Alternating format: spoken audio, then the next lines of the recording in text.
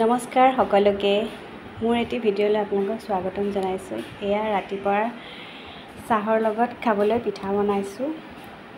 পিঠা বনাই ভাবিলোঁ আজি পিঠাকে বনাই খাওঁ।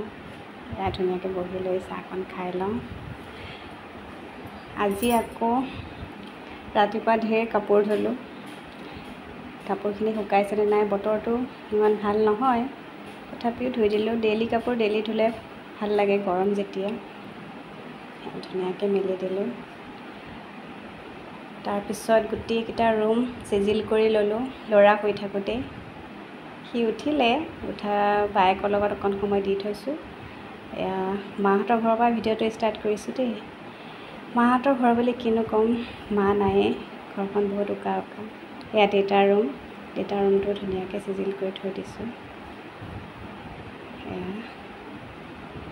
গোটেইকেইটা ৰুম চিজিল কৰি তাৰপিছত ল'ৰাক গা ধুৱাম।